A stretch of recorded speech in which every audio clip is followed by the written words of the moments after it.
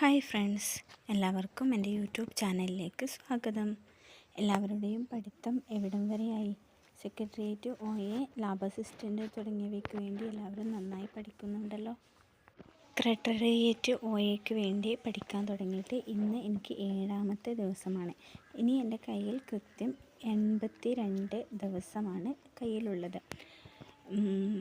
ഇതുവരെ പഠിച്ചതൊക്കെ നല്ല രീതിയിൽ മുന്നോട്ട് പോകുന്നുണ്ടായിരുന്നു. പക്ഷേ ഇന്നത്തെ ദിവസം കുറച്ച് ബിസി ഡേ ആണ്.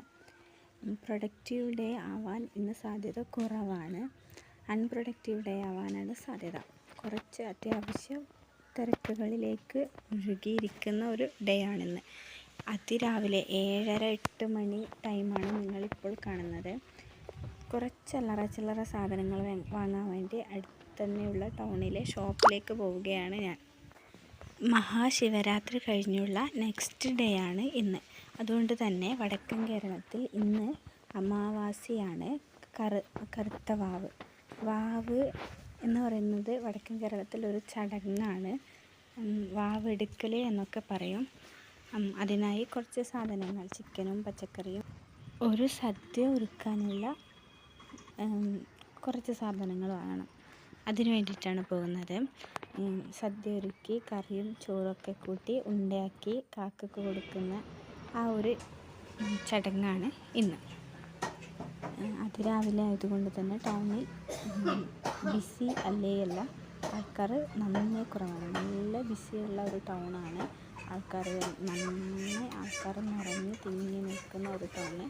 പക്ഷേ രാവിലെ ആയതുകൊണ്ട് നല്ല ഫ്രീ ആയിട്ട് ഉണ്ട്. ചിക്കൻ വാങ്ങണം. പിന്നെ മാളിൽ പോയി കുറച്ച് സാധനങ്ങൾ വാങ്ങി. കുഞ്ഞിക്ക് കുറച്ച് മാഗിയും അങ്ങനെ കുറച്ച് ഐറ്റംസ് വാങ്ങി. എല്ലാം കഴിഞ്ഞ് ഉച്ചയ്ക്ക് ചോറും കഴിച്ചിട്ട് നമ്മൾ പോയത് പാലക്കുന്ന് ഉത്സവത്തിൻ്റെ അവിടെയാണ്. പാലക്കുന്ന് ഭഗവതി ക്ഷേത്രത്തിൽ ഇന്ന് ഭരണി മഹോത്സവമാണ്. ഭരണി മഹോത്സവം എന്ന് വെച്ചാൽ തെക്കൻ കേരളത്തിലെ അമ്പലങ്ങളിൽ പൂരം എന്ന് പറയില്ലേ, പൂര മഹോത്സവം, പൂരം അമ്പലത്തിൽ പൂരം കൊടിയേറി ആ ഒരു ഉത്സവമാണ് പാലക്കുന്നിൽ ഭരണി മഹോത്സവം എന്ന രീതിയിൽ അറിയപ്പെടുന്നത്. നല്ല ആളും ഭയങ്കരവും ഒക്കെയുള്ള ഒരു പരിപാടിയാണിത്.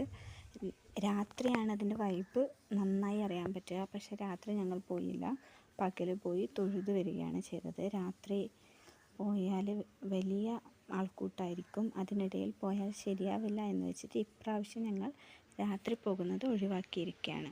അങ്ങനെ പകൽ പോയി വന്നതാണ്. ഇത് രാത്രിയിലെ കാഴ്ചകൾ ഇതിൽ ഉൾപ്പെടുത്തിയതാണ്.